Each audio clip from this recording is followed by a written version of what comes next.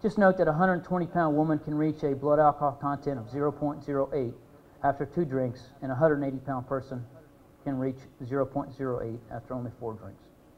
It's not a question of whether you are legally intoxicated, it's a question of whether or not it's safe to drive when you have consumed any alcohol.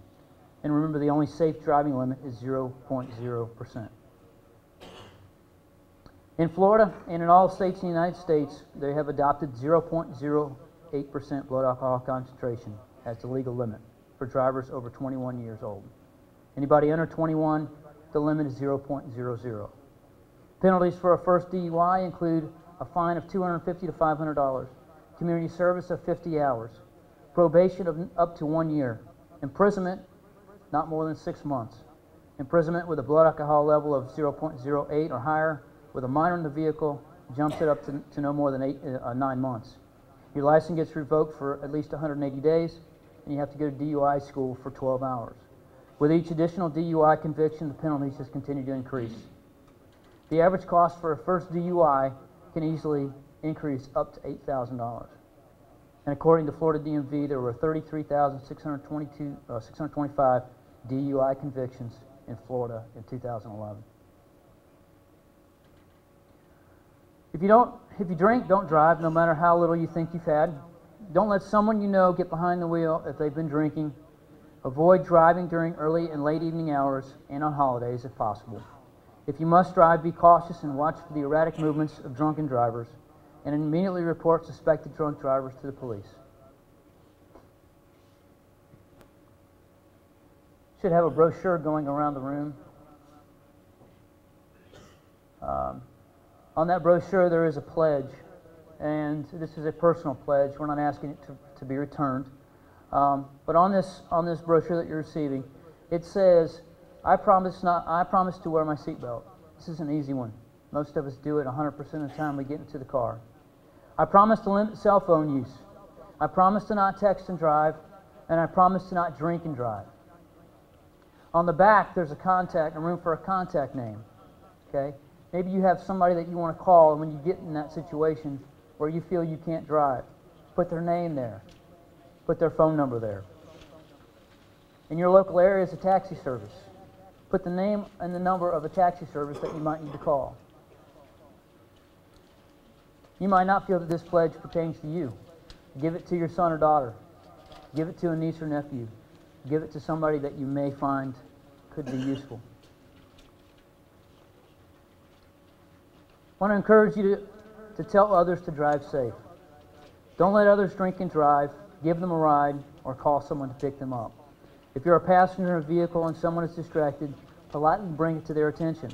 If they need to make a phone call or control the nav system on their car, maybe you can do it for them. If you know someone is not able to drive safely, choose not to ride with them. You're only putting yourself into a bad situation. Let's talk about auto and homeowners insurance policies. When was the last time you reviewed your auto and homeowners insurance policy? Are you comfortable with the amount of coverage that you have? Do you know what stacking is? Do you understand what you're buying when you buy insurance? Do you know what is covered and what is excluded? Florida is a no-fault state. Is uninsured motorist coverage needed? Okay?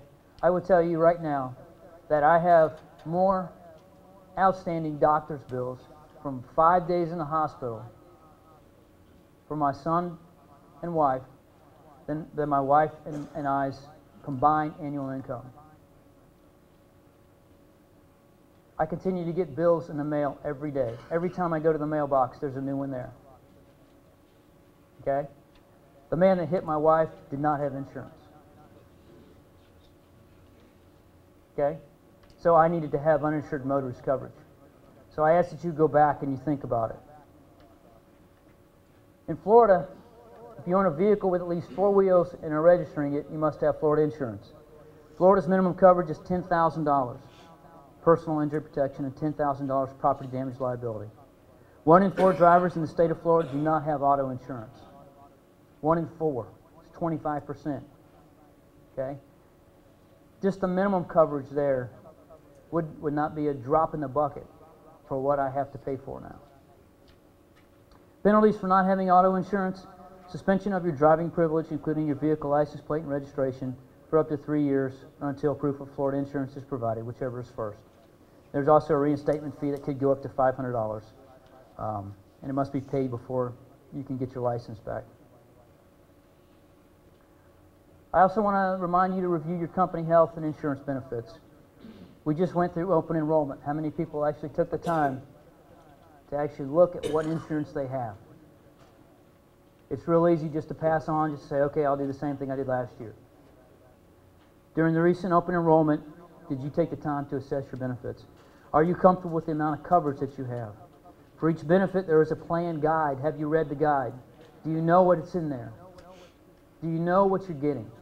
Do you know what's excluded? Refer to your company's HR department for details.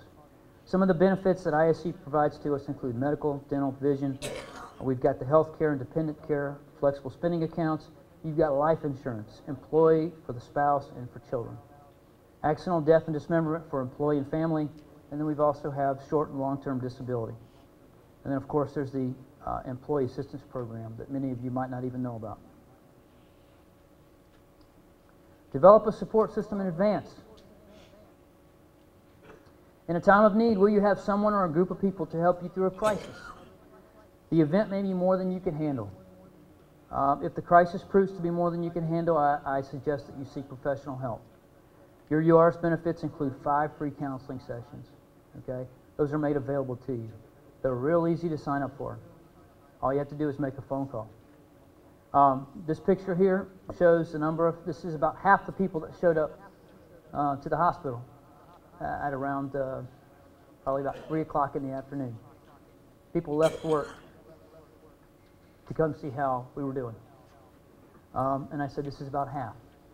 Well, I was in the emergency room with my wife. About 30 minutes into it, I get a knock on the door, or the nurse comes into the room, and she says, your pastor's outside.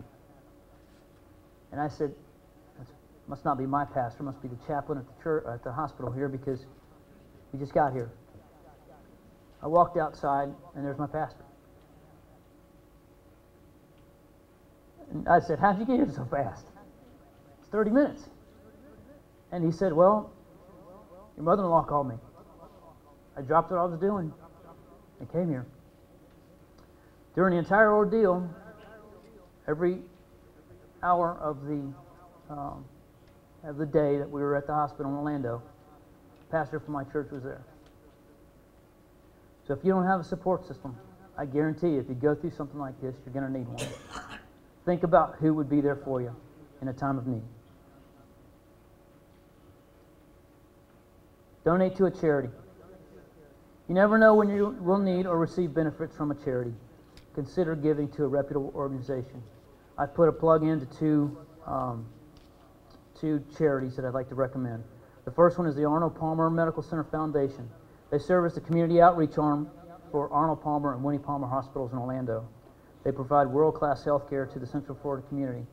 Often they do this at a significant discount and to help those that are in need. Also, the Ronald McDonald House, they serve as a home away from home. Has anybody ever stayed in a Ronald McDonald House? Okay, I've got a couple of hands that go up. You guys know there's a Ronald McDonald House in Orlando, and I compare it to a 4-star hotel. It's gorgeous. They provide food for you, stocked cabinets. They have volunteers that come in there and cook meals, almost every meal. As soon as we got to the hospital, within an hour, I had a social worker come to me and say, you qualify to have a room at the Ronald McDonald House. So I had family members that actually took advantage of it and stayed there free of charge. So a $68 donation covers the operating cost for one family to stay each night at the Ronald McDonald House. Lastly, prepare a plan for the unexpected. I don't have a slide for this. I don't know how to tell you to do this. All I know is whenever it happens, it's going to hit you upside the face, and it's going to hurt. There's certain things you can probably think of that you can do to be prepared, but the bottom line is I don't think anybody's ever prepared for a major tragedy to hit them like this has hit me. One thing I want you to think about is the things that I've talked about today.